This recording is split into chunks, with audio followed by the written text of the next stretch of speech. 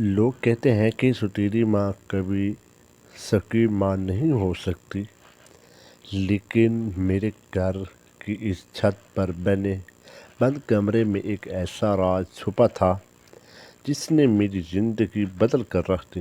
وہ ستیلی ماں جسے میں جادوگرنی اور ظلم سمجھتی رہی، آخر وہ ہر جمعرات کی رات اس رار کمرے میں کس سے ملنے جاتی تھی۔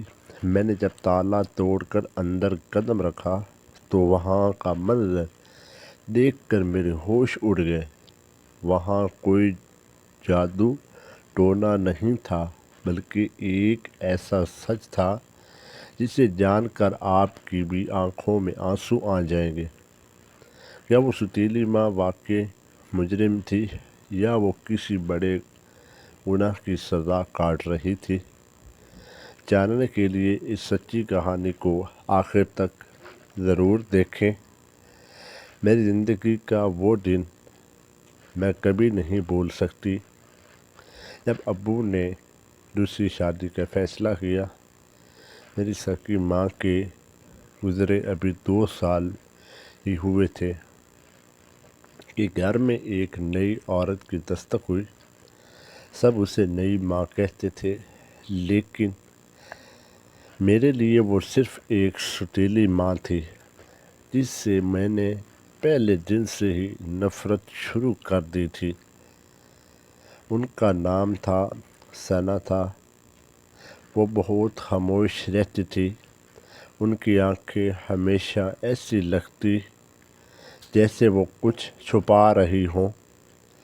ابو ان کی بہت عزت کرتے تھے، لیکن مجھے لگتا تھا کہ وہ ابو پر جادو کر رہی ہیں۔ ہمارے گھر کی چھت پر ایک چھوٹا سا اسٹور روم تھا جس پر ہمیشہ ایک پرانا زنگ آلودہ تالا لگا رہتا تھا۔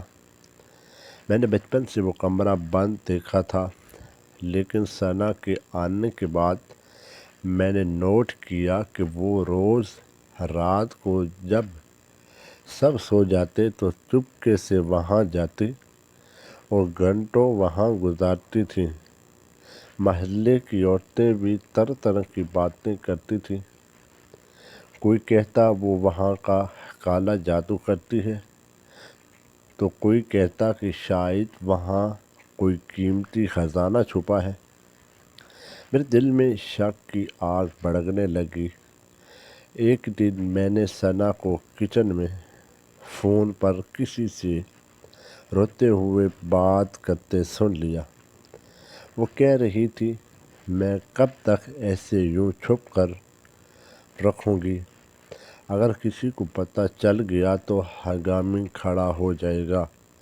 میرا دل زور سے دھڑکا۔ وہ کسے چھپا رہی تھی؟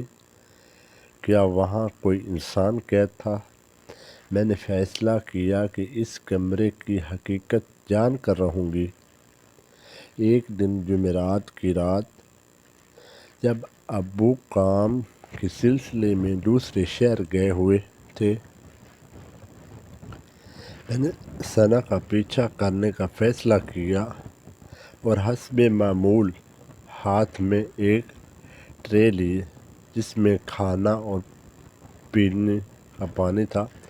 سیڑھیاں چڑھ رہی تھی۔ ان کے چہرے پر ایک عجیب سا ڈر اور تھکن تھی۔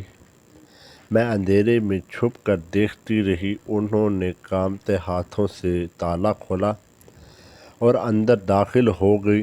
دروازہ تھوڑا سا مگر کھلا رہ گیا تھا۔ میں نے ہمت جمع کی اور دبے پاؤں اوپر پہنچی۔ جب میں نے دروازہ اندر سے جھونکا تو میرے رونگٹے کھڑے ہو گئے۔ اندر ایک بوڑھی عورت فرش پر بچھائی چٹائی پر بیٹھی تھی، جس کے بال بکھرے ہوئے تھے اور وہ مسلسل کچھ بڑبڑ رہی تھی۔ ثنا ان کے سامنے گھٹنوں کے بل بیٹھی انہیں پیار سے کھانا کھلا رہی تھی اور ان کے آنسو پونجھا رہی تھی۔ وہ بوڑھی عورت ثنا کو دیکھ کر کبھی ہنستی تھی تو کبھی رونے لگ جاتی تھی۔ میں نے سوچا کہ شاید سنا نے کسی بیچاری عورت کو وہاں اغوا کر کے رکھا ہوا ہے تاکہ اس کا مال ہتھیر سکے۔